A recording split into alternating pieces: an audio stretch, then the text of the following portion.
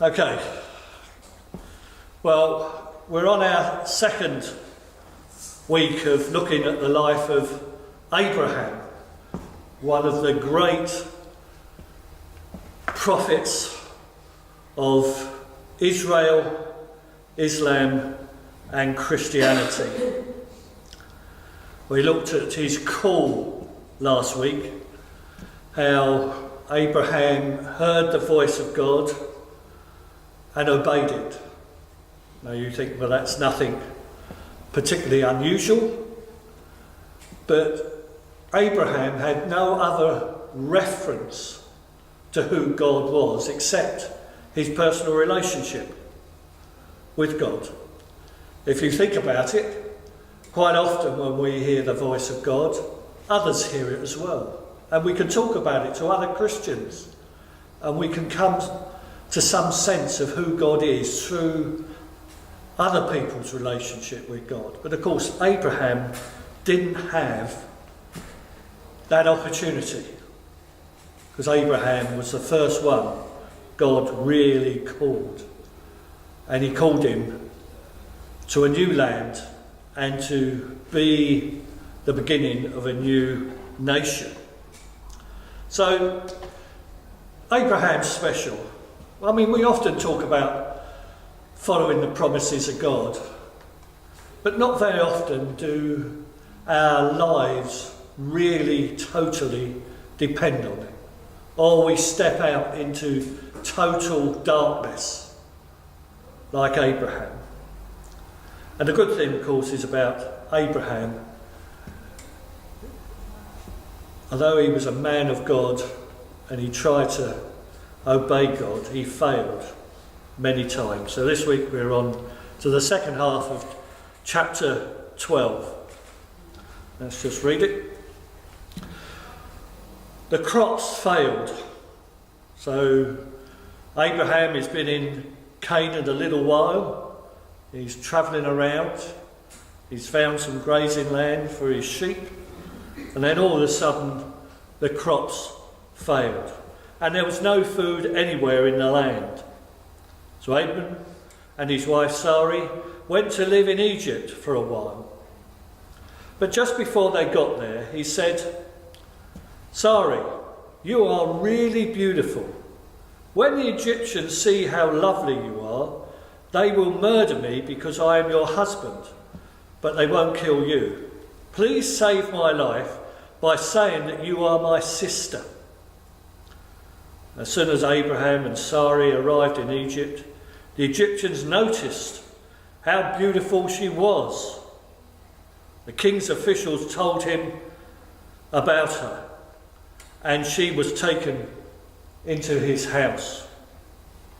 The king was good to Abram because of Sarai, and Abram was given sheep, cattle, donkeys, slaves, and camels because of Sarai. Because of Sarai, the Lord struck the king and everyone in his palace with terrible diseases.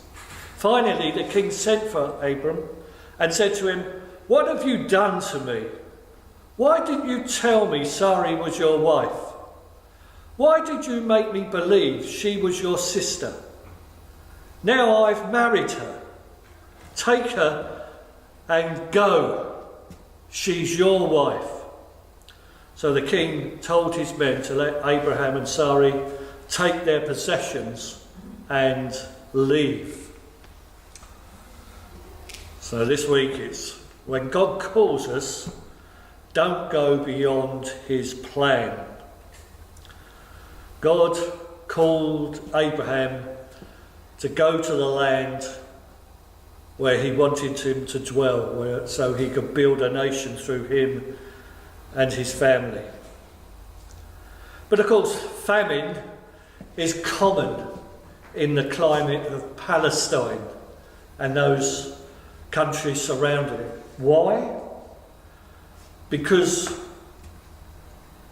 the crops depended on rain. The fertility of the land depended on rain. In contrast, Egypt wasn't so affected by rain. because I don't know if you're aware or not, but Egypt's got this big, huge, massive river that flows through it. And that floods every year. And so it doesn't matter whether it rains or not, the rain is coming from the uphills and mountains of Central Africa. And it pours down through Egypt out into the Mediterranean. So, although they might suffer a bit because of drought, Egypt always survives the famine because of the River Nile.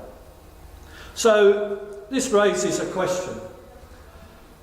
It seems from historical records that many people in Palestine and that area in general, when there was famine and drought, upended it and went to Egypt. And there are carvings around this time in Egypt that we see today that picture people coming to Egypt during the flood, and that's one picture you see there. But of course it raises strong theological questions about Abraham as to why he uprooted. Why didn't he trust God and stay where he was? Surely God wouldn't let him starve in Canaan. There's no record of Abraham ever praying or talking to God about this, but he just upped and went according to the text. But I expect he did question it, and he did wonder, and he probably prayed, but it's not recorded. He travelled right the way through from Canaan, several hundred miles into Egypt. He goes beyond God's plan for him. He just seems to motor off. Was his faith strong? Was it weak? Well, I would say from this story we have, his faith was weak and he didn't trust God completely. And he moved on because he was worried about his family and his servants and his tribesmen and everything else. The other thing to point to note is, as we learn from the story, if Abraham had moved on to Canaan when God first called him, then he may have been more settled in the land and found more wells and been able to survive.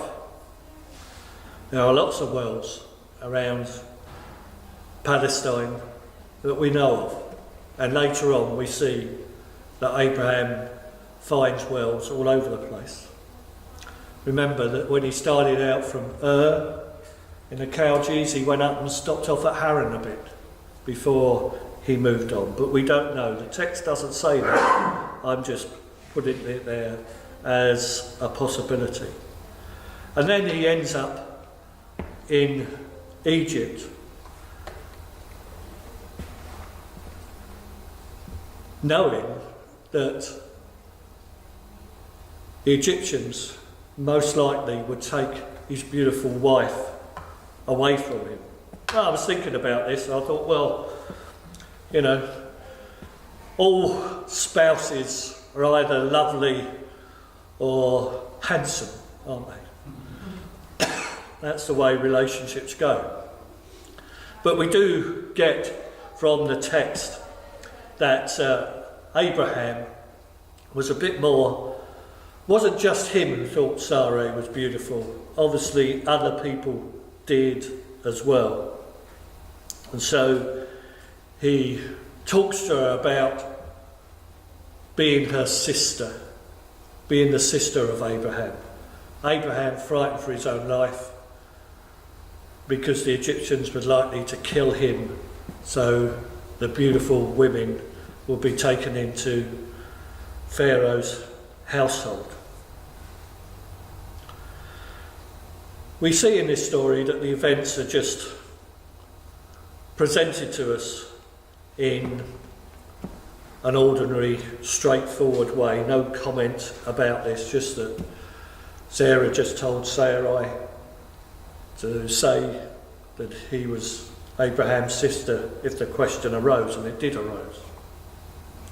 So we need to see in this story that the author's purpose on mentioning this is not to put Abraham up on a pedestal and say Abraham was absolutely marvellous, follow his role.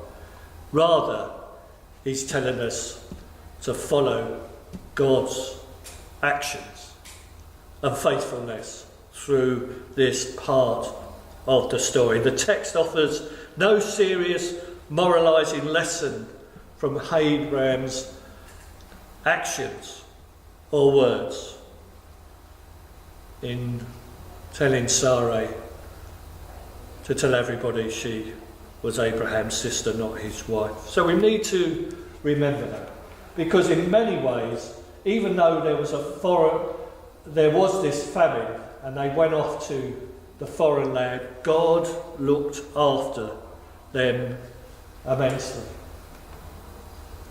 And so we can say here that we're looking at Abraham's choice, whether to remain in Canaan and be faithful to God, or because of fear decided to move up to Egypt. So that's what we've got to look at in this passage. It's God's actions and God's faithfulness towards the people he calls, rather than mixing and getting on into Abraham's motives. It certainly weren't good motives. Abraham's choice was born out of fear. And obviously God calls us not to be a fearful people. But in the end, all this works out quite well, doesn't it, for Abraham? God not only rescues Abraham in the end, but rescues Sarai, and she's unharmed. And Abraham comes back out of Egypt twice as rich as what he was when he went in. That's God's love and grace, isn't it? And we also must remember too that even Christians, and I expect I'm trying to think of one particular instance when I let God down. I can't think of anything at the moment, but I'm sure I have, where I've not, he's asked me and called me to do something and perhaps I've hesitated and not done that. I think we're all vulnerable to not following God's call to the letter. And no doubt when he entered Egypt, he was vulnerable and he couldn't do anything, because entering Egypt, he was subject to their laws. And that's what happened when you go to a foreign country, aren't you subject to a strange law? It's amazing. I was just thinking about this. Nazim Ratcliffe, who's locked up in Iran at the moment. Now, I'm sure she fled from Iran or decided to live in England because she fell in love and saw that England was a better prospect than remaining in Iran. Had a child, and it was quite natural to want to see, for her parents to see her grandchild, her daughter. And that's only natural. And so she went off back to Iran, and she's there a few weeks, and as she tries to leave the country, she's arrested. Now, I don't know exactly, but I suspect that being a foreign national, the Iranians kept a special watch on her. And what we do know, I'm not suggesting for one moment she got the means or the desire to overthrow the Iran regime, but she probably was a bit unwise on text messages and Facebook that she did use when she was in Iran. And that gave the Revolutionary Guards the opportunity to show their hate for the West, so arrest her, and now she's in problem. And we do pray, don't we, that she will soon be released. There was some hope around Christmas time, and then there's been these difficulties in Iran, which most probably slowed things down, and hopefully she will be released shortly. But, you know, we all know, or must be careful when we go to a foreign land to obey those countries' rules. And many English people go abroad and get into lots of trouble when they fall foul of laws of foreign countries, isn't it? Even in this European Union which we're in, quite often people found it difficult when they've fallen foul of laws of other countries and found their judicial system terrible, and it caused anxiety, and we often wonder how much justice is, and there's been various instances there, isn't it? But the problem here is Abraham going down there, he was really, I think, concerned for his own survival, and that's care for his own personal protection, blinding him to the issues that could be raised with his wife Sarai.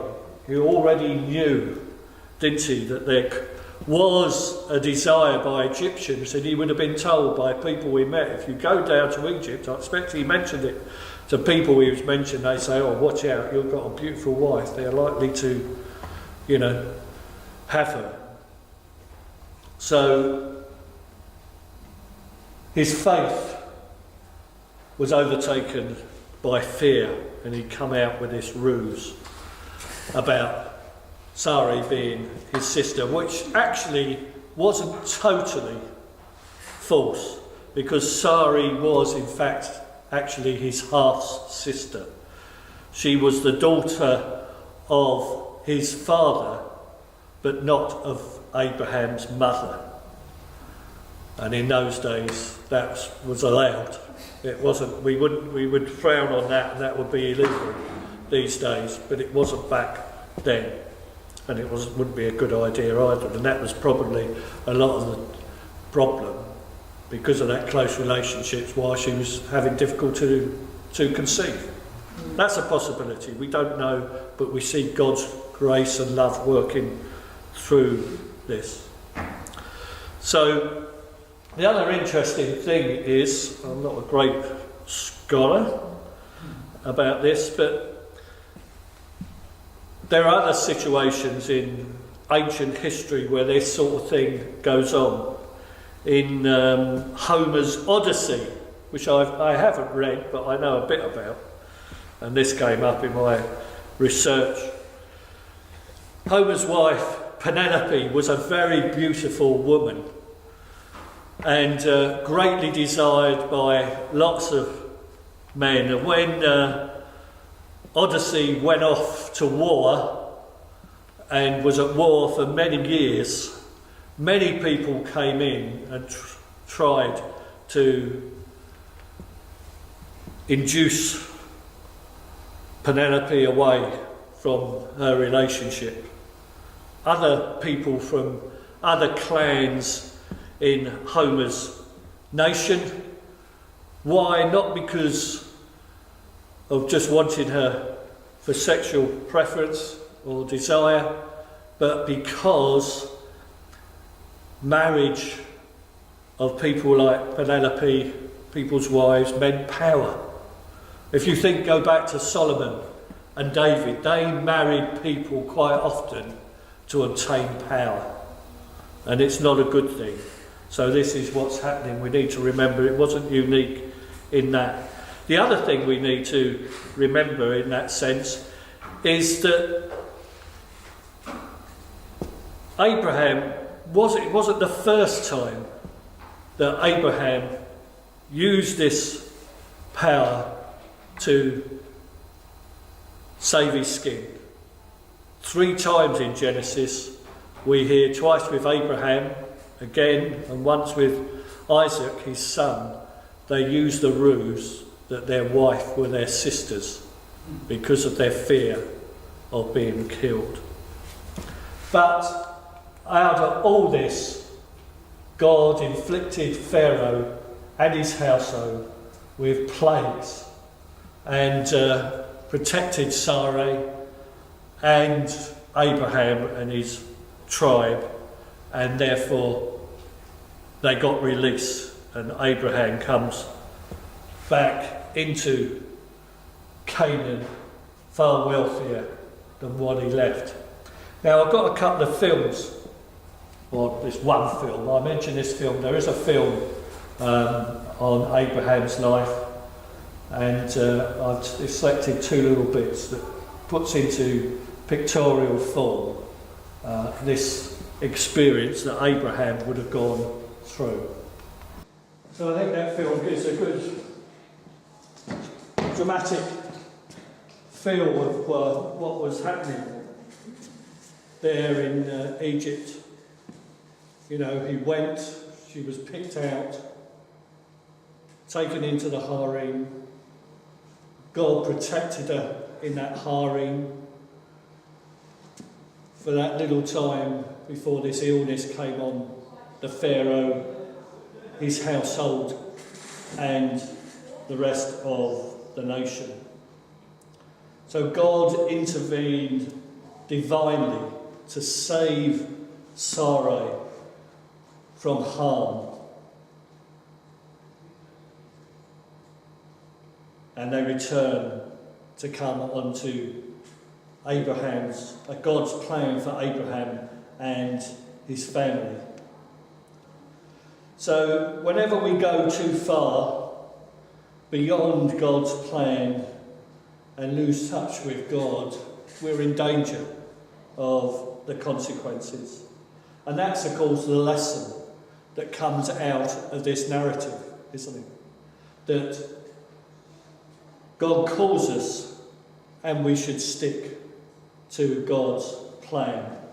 Abraham shouldn't have gotten into the dilemma in the first place, and he did. But God gives Abraham a second chance, as he gives all people a second chance. So what are the lessons we've got from this narrative? Well, we see from the New Testament that despite Abraham's failings, he was regarded as a great man. For Scripture says, Abraham believed God and he was counted to him as righteousness, when Paul writes to the Romans. And when James writes his letter, and the Scriptures was fulfilled, that says Abraham believed, and the Scriptures were fulfilled that says Abraham believed God, and it was counted to him as righteousness, and he was called a friend of God, according to the Scriptures. Although he was a man who failed, exactly like David before him, didn't he? But what is going on in this story? We are seeing really that God is a God of grace. That's the underlying theme of Abraham. Grace. Is that one of my definitions? The word grace in biblical parlance can, like forgiveness, repentance, regeneration and salvation, mean something as broad as describing the whole of God's activity towards man, or as narrow as describing one of the segments of that activity. An accurate common definition describes grace as God's unmerited favour of God towards his people. And that's a good thing to learn, isn't it? So even heroes of our faith sometimes allow themselves to be moved by circumstances rather than conviction. Yet as with Abram, God's promise to finish the work he began in him cannot be deterred by Abram's mistakes or shortcomings. And that is the same for us. We may have some painful lessons to learn, but God's faithfulness ensures that even when we go off course, He is always going to try to bring us back onto that road He wants us to walk. And we shouldn't be fearful of that. We should remember that our God is a God of grace who wants us to walk in His will. So next week we're on to active faith, when Abraham has to rescue Lot. Right.